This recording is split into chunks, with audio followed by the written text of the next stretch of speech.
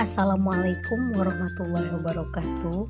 Saya Madonna Andes-Payaju dengan NIM 2042000076 dari kelas PGRI 3C. Di sini saya memenuhi tugas mata kuliah psikologi belajar yang diampu oleh Ibu Dr. Saidah Magister Pendidikan. Di sini saya akan menjawab pertanyaan UTS melalui video ini. Jawaban UTS Psikologi Belajar. Nomor 1. Apa yang dimaksud dengan psikologi dan psikologi belajar? Psikologi adalah salah satu bidang ilmu pengetahuan dan ilmu terapan yang mempelajari tentang perilaku, fungsi mental dan proses mental manusia melalui prosedur ilmiah. Seseorang yang melakukan praktik psikologi disebut sebagai psikolog. Sedangkan psikologi belajar adalah ilmu yang mempelajari prinsip-prinsip perilaku manusia dalam penerapannya bagi belajar dan pembelajarannya. Dengan kata lain, psikologi belajar memberi kontribusi bagi guru ketika ia menjalankan tugas mengajar di dalam kelas, sehingga tampak pada kinerjanya ketika mengajar dengan mempertimbangkan prinsip psikologi murid. Nomor 2. Manfaat mempelajari psikologi belajar adalah bagi seorang guru yang tugas utamanya adalah mengajar, sangat penting memahami psikologi belajar dalam kegiatan pembelajaran. Proses belajar mengajar sangat syarat dengan muatan psikologi dalam proses pembelajaran akan berakibat kegagalan sehingga tujuan pembelajaran tidak tercapai. Beberapa peran penting psikologi dalam proses pembelajaran adalah sebagai berikut. Pertama, memahami siswa sebagai pelajar meliputi perkembangan tabiat, kemampuan, kecerdasan, motivasi, minat, fisik, pengalaman, kepribadian. Yang kedua, memahami prinsip-prinsip dan teori belajar.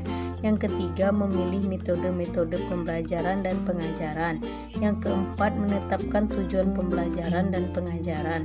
Yang kelima, menciptakan situasi pembelajaran dan pengajaran yang kondusif. Yang keenam, memilih dan menetapkan isi pengajaran. Yang ketujuh, membantu peserta didik yang mengalami kesulitan belajar. Yang kedelapan, memilih alat bantu pembelajaran dan pengajaran. Yang kesembilan, menilai hasil pembelajaran dan pengajaran. Yang kesepuluh, memahami dan mengembangkan kepribadian dan profesi guru. Dan yang kesebelas, membimbing perkembangan siswa. Metode yang dapat diterapkan pada psikologi belajar adalah yang pertama metode eksperimental, yang kedua metode kuestionare, yang ketiga metode klinis, yang keempat metode case study, yang kelima metode introspeksi, yang keenam metode ekstrospeksi, yang ketujuh metode proyeksi, yang kedelapan metode genetik. Nomor 3. Mengapa perkembangan dan belajar tidak dapat dipisahkan? Karena pendidikan menjadi kunci masa depan manusia yang dibekali akal dan pikiran.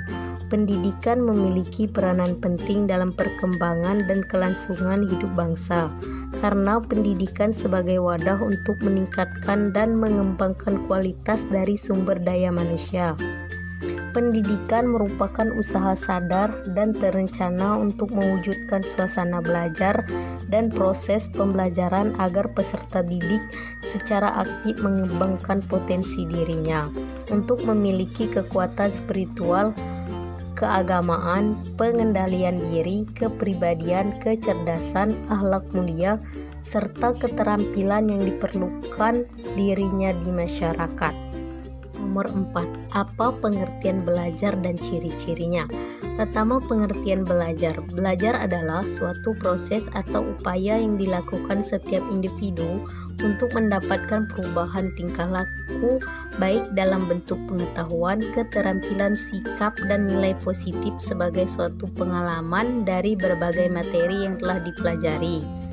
Ciri-ciri belajar adalah pertama, perubahan yang bersifat fungsional. Yang kedua, belajar adalah perbuatan yang sudah mungkin sewaktu terjadinya prioritas.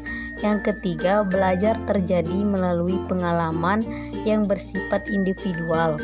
Yang keempat, perubahan yang terjadi bersifat menyeluruh dan terintegrasi. Yang kelima, belajar adalah proses interaksi. Dan yang keenam, perubahan berlangsung dari yang sederhana ke arah yang lebih kompleks. Nomor 5. Aktivitas yang dapat dilakukan siswa dalam pembelajaran dengan tema cita-citaku adalah membuat puisi yang berjudul Cita-citaku. Karena di tema tersebut kita akan mengajak siswa membuat puisi. Siswa juga akan diajarkan bagaimana cara membuat puisi dengan baik dan benar sesuai dengan kaidah puisi. Usaha yang dapat dilakukan siswa supaya efisien dalam belajar. Yang pertama yaitu memperhatikan dan mendengarkan pada saat guru menjelaskan. Yang kedua, menaati tata tertib pada saat mengikuti pelajaran. Yang ketiga, membuat catatan tentang materi pelajaran. Yang keempat, harus berani mengeluarkan pendapat. Yang kelima, bertanya jika ada pelajaran yang belum dimengerti. Dan yang keenam, meminta izin jika ingin keluar. Baik, demikianlah jawaban UTS dari saya. Terima kasih, semoga bermanfaat. Wassalamualaikum warahmatullahi wabarakatuh.